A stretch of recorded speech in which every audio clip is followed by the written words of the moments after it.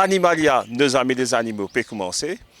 À chaque fois, je remarqué que l'émission peut varier de nous passons les nos avec M. Naiken, nous passons une petite visite à Animalia la semaine dernière et aujourd'hui, nous permettons d'un endroit magique, féerique et je comprends un petit moment.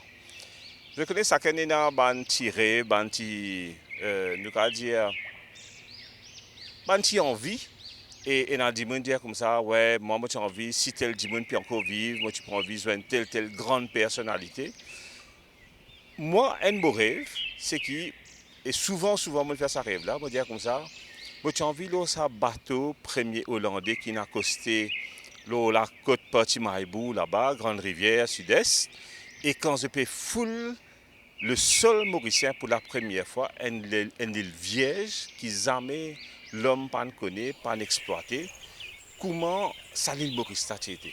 Et vraiment, vraiment, toutes sortes de qualités de vision, toutes sortes de qualités de rêve, trouve un gros type MRC, trouve nous dodo, une forêt bois des bennes, etc. Et vraiment, j'aurais tout donné parce qu'il me content mon pays, me content c'est qu'il Maurice tiété et qui m'espérait qu'il est capable de redevenir. Et parce qu'il m'a ça l'amour pour la patrie, c'est un de mes rêves qui vraiment de tout temps mon chéri. Aujourd'hui, nous avec un NGO qui s'appelle Ebony Forest et nous trouvons nous le bout de Samarel.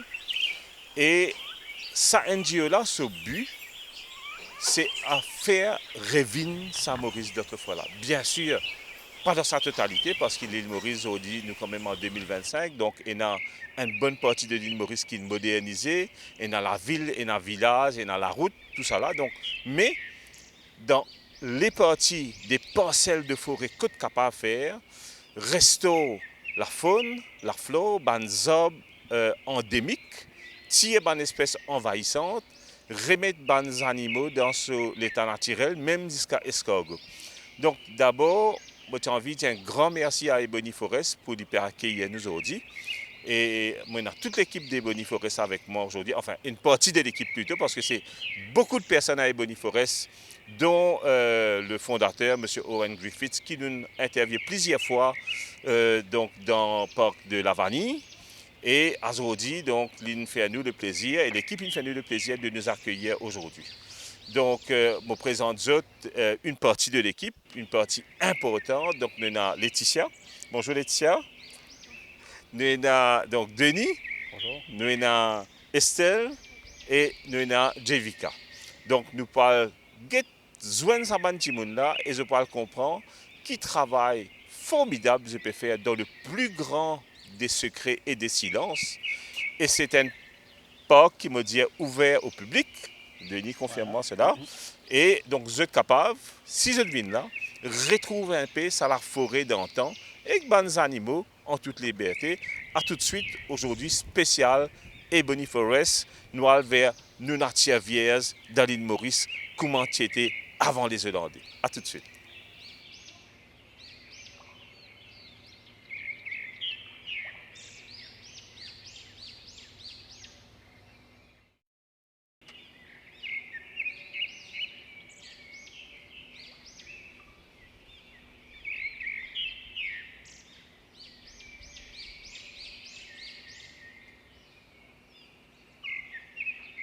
Donc à Ebony Forest, nous relâchons un éco-paraki, donc un gros gâteau vert. C'est une espèce endémique de Maurice, c'est le dernier perroquet qui nous restait. Donc on a une population centrale dans le parc national, mais le but c'est de créer différentes petites populations ailleurs que dans le parc national pour augmenter la population et réduire la densité dans le parc national. Donc nous faisons un relâchement d'éco ici à Ebony Forest. Donc l'année d'avant, nous relâchons 17 individus. Et donc depuis relâché, tous les jours nous donnons de manger. Donc c'est notre une gaieté. Donc nous avons la volonté ici de nous un coup de main pour préparer une brochette de fruits et légumes pour les oiseaux là. Donc nous pouvons mettre une série de brochettes. Nous donnons aussi une pellets, une croquette pour perroquets. Et nous pouvons mettre de l'eau aussi, de l'eau fraîche pour eux. Today is Friday, we don't need that. Nous avons un autre oiseau qui nous peut nourrir en même temps, c'est l'oiseau à lunettes, qui est un petit passereau, un oiseau chanteur. Donc, Et l'oiseau à lunettes, c'est l'oiseau le plus en danger de Maurice. Donc, moi, il y a une autre collègue pour cause là. Donc, ici, c'était un petit régime un peu différent. Donc, il y a une croquette pour ces oiseaux là. Un fruit aussi. Après, un mix avec des insectes dans tout ça. Et de l'eau sucrée, parce qu'ils ont de bois nectar normalement. Okay, donc, ça, c'est la préparation. Et nous promène ça là pour monter. Donc, nous mettons une variété de fruits et légumes. Comme fruits, nous mettons pommes, grenades, nous mettons encore betteraves, comme légumes betteraves. Vous êtes bien contents de manger maïs, betteraves, maïs.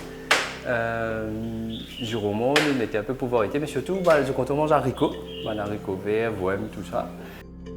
Avec Denis, c'est... mon plaisir même peut-être présenter, Denis, c'est qui Denis? Je suis conservationniste, conservateur. Moi, j'ai fait mon expérience à la Motion Wildlife Foundation pendant une douzaine d'années et moi ici à Ebony depuis 2019. D'accord, ça fait quand même déjà 6 ans. Ça fait presque 6 ans à Ebony Forest. Donc au départ, ma formation était plutôt sur un oiseau endémique, pink pigeon, kestrel. Mais depuis que moi Ebony Forest, moi étends un peu mes connaissances et mes skills, c'était un peu tout parce que ici comme nous une petite équipe, nous tous besoin de donner un coup de main au tout le projet.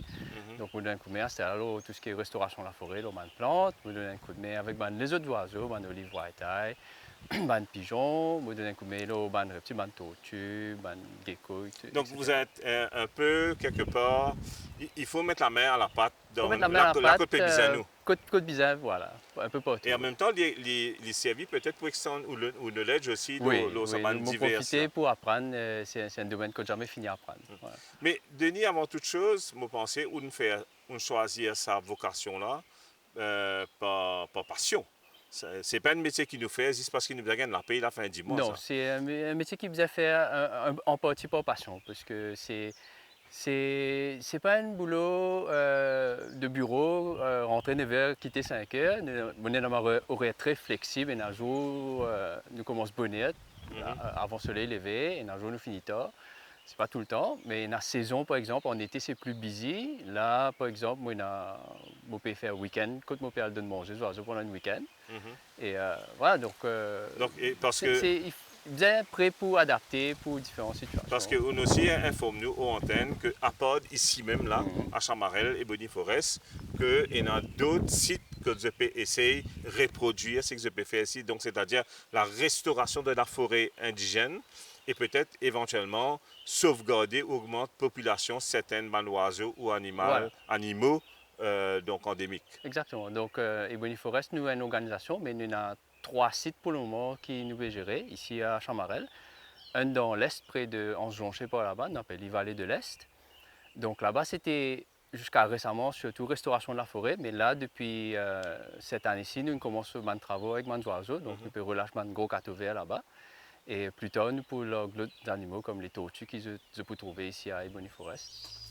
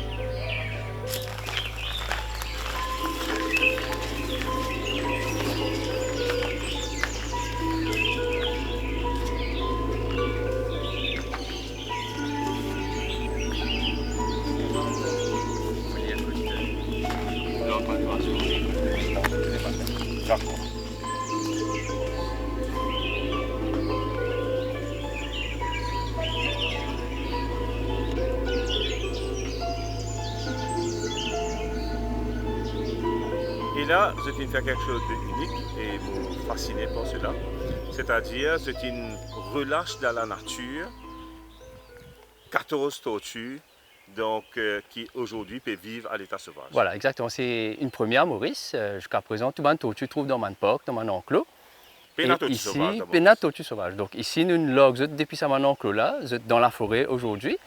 Et je peux remplir le rôle qui nous ban tortue, qui finit disparaître, tu peux remplir autrefois. Ça veut dire, je suis là pour manger ban mauvaise herbe, pour garder le sous-bois ouvert, et ensuite pour propager ban la graine, ban fruit endémique. D'accord. Et là, il commence à faire ce travail-là. Voilà, depuis l'année dernière, exactement de la date. Donc ce manteau-là, nous logs en liberté. Donc vous êtes libre de parcourir la forêt quand vous avez envie. Et vous êtes là pour remplir deux rôles qui nous ban tortue endémique. Tu peux remplir autrefois, avant de disparaître. Donc vous êtes une fonction de grazer. Donc tu peux manger le sous-bois. Et ça, tu permet de garder le sous-bois ouvert pour ne pas laisser envahir. Et deuxième fonction que je tiens là, c'est de disperse seed et fruit. Donc je mange des fruits d'arbres endémiques. Et je t'ai fait que tu as fait cette fiente ailleurs dans la forêt. Et ça qui permet la forêt régénérer et disperser ces espèces là et qui tout les fruits là apparaissent en place, pas poussent en place. Donc en fait, le but c'est de relâcher plus tortues comme ça. Et je peux donner un coup de main, faire restauration de la forêt, je peux manger des espèces envahissantes, des espèces exotiques envahissantes. Et ça permet de nous faire moins de travail à la longue. C'est ça le but. Donc ça, c'est la première fois que les tortues finissent relâchées dans la nature. Et ces tortues-là, je tourne une puce pour nous capables d'identifier les autres et permettre nous aussi de traquer les autres positions des fois. Et nous observons qu'une fois qu'ils ont choisi un endroit, ils ont petit tourne dans le même endroit.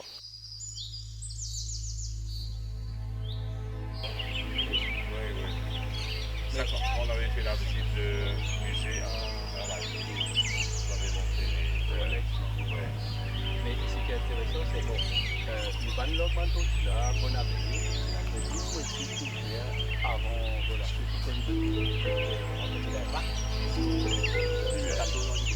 plus ou moins même combien. Mais là, moi,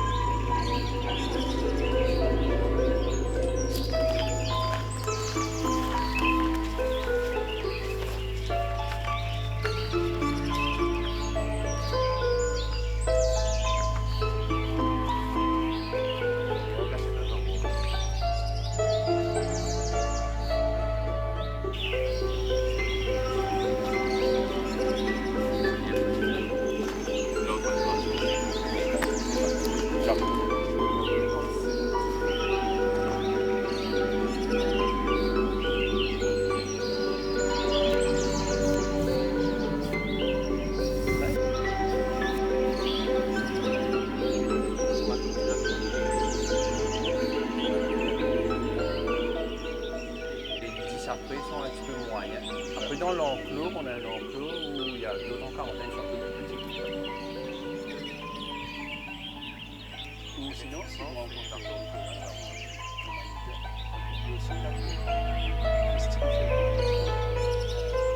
revenons un peu à Ebony Forest. Simo Koudiaou, en 2 ou 3 phases, quel est le but premier, mission première Ebony Forest? Alors, il y a 3 missions principales. La première, c'est côté écologique, donc restauration de l'écosystème. Donc, tout ce qui est plantes, mais aussi faune, donc les oiseaux, les reptiles, les invertébrés. Ça, c'est la première mission. La deuxième mission, c'est une mission de awareness, que nous, justement, nous ouvrons au public. Nous accueillons des visiteurs étrangers et mauriciens. Et là, je prends un guide qui peut expliquer tout le travail qu'il nous veut faire et pourquoi nous avons fait ce travail-là. Et le troisième, il a un rôle dans le training. Donc, nous avons un training center que nous accueillons du monde, des mauriciens surtout, que nous formons à un sujet sur la conservation. Donc, par exemple, nous avons un cours pour apprendre à propager des plantes endémiques, comment planter. Nous avons un cours justement, tout ce qui est oiseaux, comment faire monitoring des oiseaux, comment observer les oiseaux. nous avons un training, nous fais que faire training, le team management, etc. Donc Ok. voilà. Ça c'est un mangeoire pour Pink Pigeon. Donc il y a un design pour accueillir les oiseaux de la taille de Pink Pigeon. Donc nous remplissons avec des grains. D'habitude typiquement c'est maïs concassé. Là nous descendons ici et nous sommes capables de remplir au besoin. Donc là, bon, forcément, mangeons là vide parce qu'il nous paye les 6 descendre parce qu'une fois par semaine, nous désinfecter. Donc, une fois par semaine, nous vidons les nets et nous brossons, nous nettoyons. Là, nous pourrions remplir avec maïs, mais là, pour le moment, c'est un peu vide, c'est normal.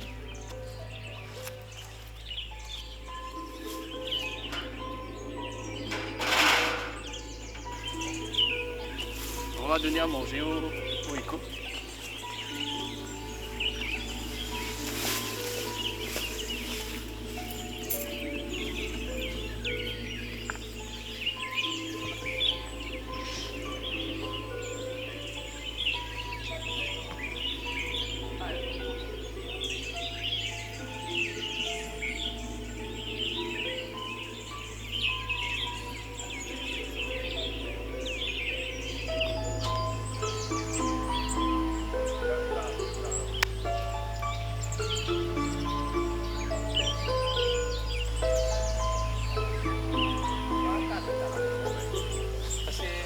De relâcher, qui amène une carte là au départ. Et c'est à partir de ce volier là qui nous fait une oiseau en liberté. Donc tu passes un mois dedans, ou plus même parce que nous avons des autres petits à 35 jours. Et nous faisons élever les autres à la main jusqu'à 110-120e jour. Et donc je passe un mois après je deviens indépendant pour acclimatation avant d'être relâché. Donc la vanne volière là, ouverte en permanence pour qu'ils les oiseaux là rentrer sortir quand ils ont envie. Et je pourrais manger dedans quand ils ont envie. Donc les volières, une fois que relâché est fini, normalement, je connais le chemin pour rentrer. Il s'agit pour attirer les oiseaux à l'intérieur, pour nous capables d'observer les oiseaux là. Et deux, si jamais il y a un oiseau qui est malade ou blessé, nous sommes capables de capturer eux et traiter eux. Donc là, nous pouvons tirer tout le vieux fruit qui est posé là depuis hier tantôt. Et là, nous pouvons mettre des fruits frais, et changer de l'eau et mettre des croquettes pour eux.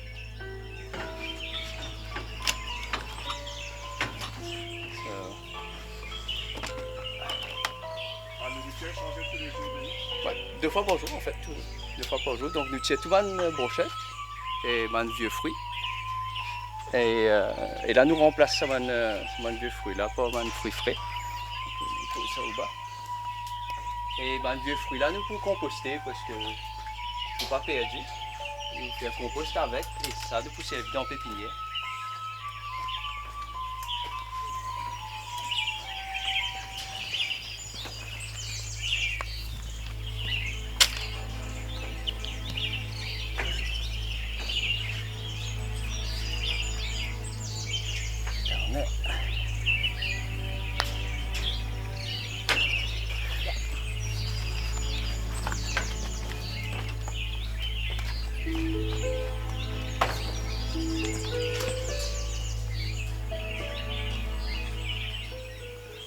We can put this here because there's a big gap in the plants now. Old fruits. Donc là, ça volier là. Il fait un peu les temps là, il fait 10 ans. Il baguette pour nous reconnaître son identité. Rouge à gauche, noir à droite, ça c'est Verne. On voit pas bien là. Ah, marron jaune, ça c'est Austin. Verne Austin. Verne, son bec devient rouge, donc lui il y a un mâle. Et Austin nous pas encore connaît parce que son bec est encore noir. Si son bec change de couleur, nous connaissons un mâle. S'il reste noir, il point une femelle. Donc ça c'est un mangeoire pour cateau vert, pour éco-paraquet. Donc un peu différent de la mangeoire Pink Pigeon que tu trouvais. Donc ici c'est un tuyau de PVC. Donc dedans c'est dedans qui nous mettent une croquette là. Et le but c'est qu'ils apprennent ça mangeoire là, ils lèvent ça avec toute la tête pour un roux de pellets dedans. Donc ça c'est quelque chose qui, selon un oiseau qui est un peu plus malin, qui est capable d'apprendre, dont la grosse cateau vert. Donc ça, c'est une affaire qui permet de nous éviter compétition avec les oiseaux exotiques. Pour qu'il y ait juste des cartes vertes une route manger dedans. Donc, on met assez pour les oiseaux qui sont dans les parages.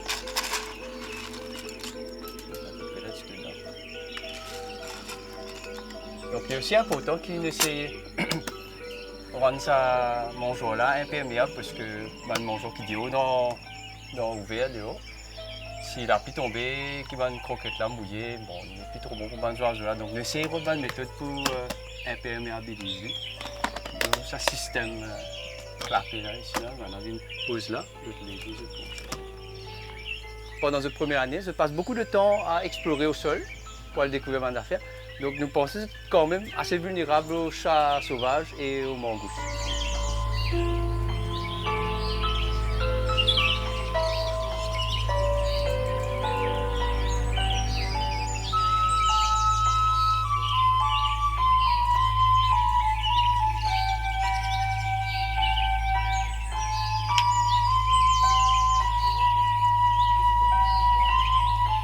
Il y en a aussi dans la nature, il y en a d'autres problèmes, c'est moteurs. Les moteurs en compétition avec les autres bandes. Donc les cocaïne, les bandes écoparaki. Et pour en plus, les autres, c'est les boîtes. Nous mettons des bandes artificielles dans la nature. Et les moteurs, puis c'est cocaïne dans la boîte. Ah, Hemingway.